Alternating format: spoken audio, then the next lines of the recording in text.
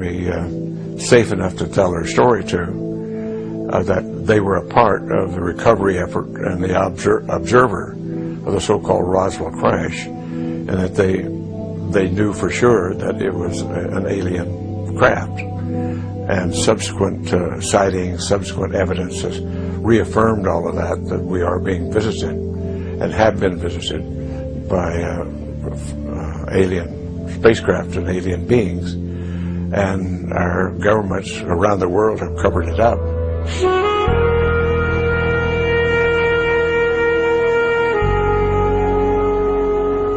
In response to this escalating UFO activity and public awareness, in September, 2 months after the Roswell crash, Project Grunge, later named Project Blue Book, was established by the U.S. Air Force as an official investigative body in UFO cases. The project collected civil and military reports and carried out an analysis of them. In 1969, after 22 years, the project was closed, without reaching official conclusion. And that ended, to this day, the official comments from the U.S. government on the UFO issue. But the UFO sightings didn't end. Going back to 1963, a command sergeant major in the U.S. Army was assigned to the supreme headquarters of Allied powers in Europe, in Paris, France, and was given the highest top-secret clearance. The story revealed to him there puts the phenomenon into a whole new perspective. And when I arrived in the summer of 1963, my clearance was upgraded to cosmic top secret, which was then and still is today the highest level of classification in NATO. And when I arrived in the summer of '63, I learned of a study that was underway that had been initiated in 1961. Apparently, an event had occurred on the morning of 2nd February 1961 that almost triggered World War III. A large number of circular metallic discs flying in formation flew out of the Soviet sector over the Allied sector and a divided Germany, flew off to the west. They turned north over the Channel, over the English Channel, over the southern coast of England, and then they turned north and disappeared off of NATO radar over the Norwegian Sea, off the coast of Norway. Well, this incident almost triggered World War III because the Soviets, we found out, thought those objects belonged to us. And for a time we thought they might belong to the Soviets.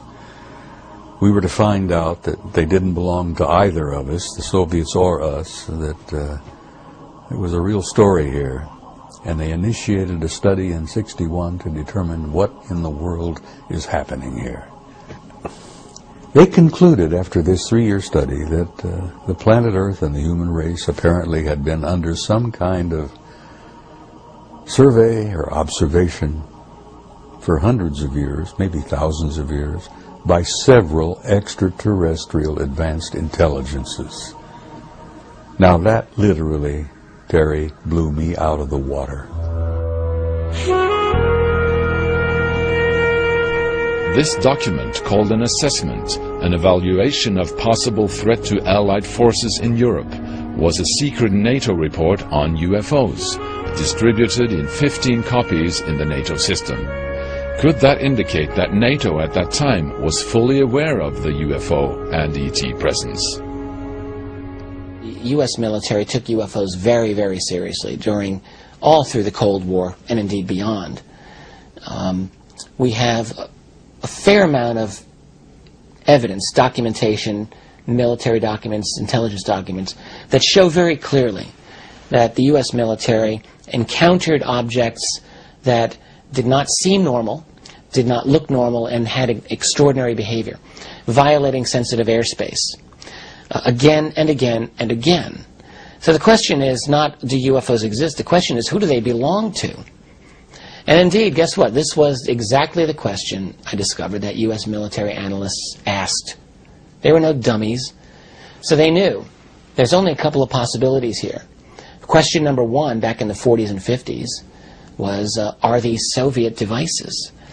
In the context of the Cold War, that's important. You need to find out, did the Soviets come up with a revolutionary type of propulsion and so forth?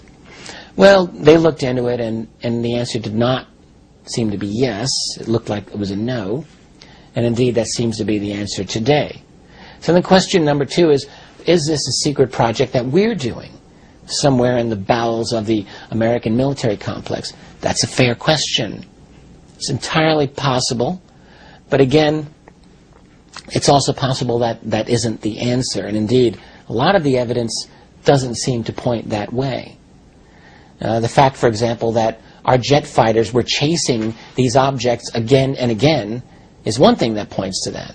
If it was a secret American project, why continually, year after year, scramble your own military to chase them down? So then there's a third option, and in the context of the late 1940s, it was, are they interplanetary spaceships? That was really the only other option people could think of at the time. And guess what? There were many analysts from the 1940s and all throughout the period that we can get any information on this, that yes, there were many people who argued that this was the case.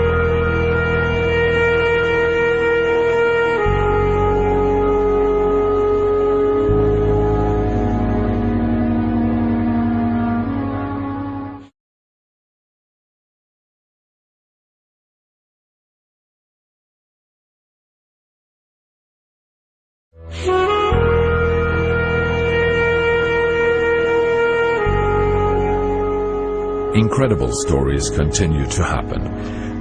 The most interesting of those cases occurred in November of 1965. There were UFO reports in New York State, all over New England, of objects being sighted above power lines, over power plants, over power relay stations.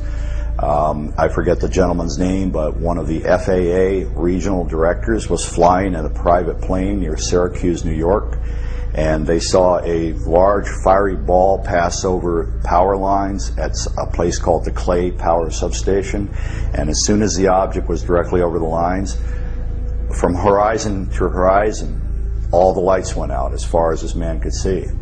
And initially he thought that he had gone blind temporarily, you know, something had happened, and then he realized that there was no power. And it became what is known as the Great Northeast Blackout.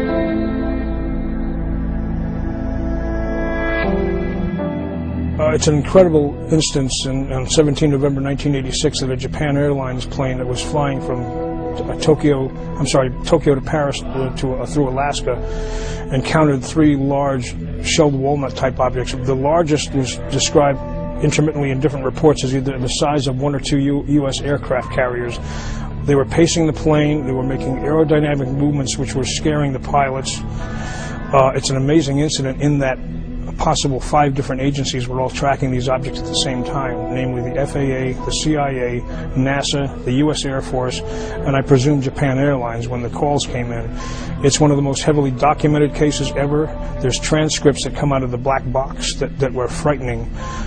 It turned out that the Reagan administration was excited about all this because they had never gotten so much documented information on a UFO incident ever in history. So they convened a scientific advisory board that in January was going to study all the information. As far as that scientific advisory committee, John Callahan, who was a senior FAA official, was on top of all this. He was excited too. He had looked all of the data. He said they never had anything this good. The scientific advisory board convened and they were waiting for the meeting to start. And according to Mr. Callahan, before the president even came in, somebody from the CIA came in and snatched everything up and said this never happened and walked out. The history of UFOs in the United States is it's filled with one impossible sighting after another impossible sighting. The problem with them is that they have great military documentation again and again showing that they actually happened. Or what does one make of the boomerang craft that were seen in just north of New York City in the early 1980s in what's called the Hudson Valley? For several years you have again and again these enormous objects being seen by thousands of witnesses. They're driving along the highway and they see this object hovering. They get out of their car, their jaws drop open, and this intense bright light shoots down onto the highway like out of a movie. Except this wasn't a movie. This happened many times over a period of, say, 5 years, just north of New York City.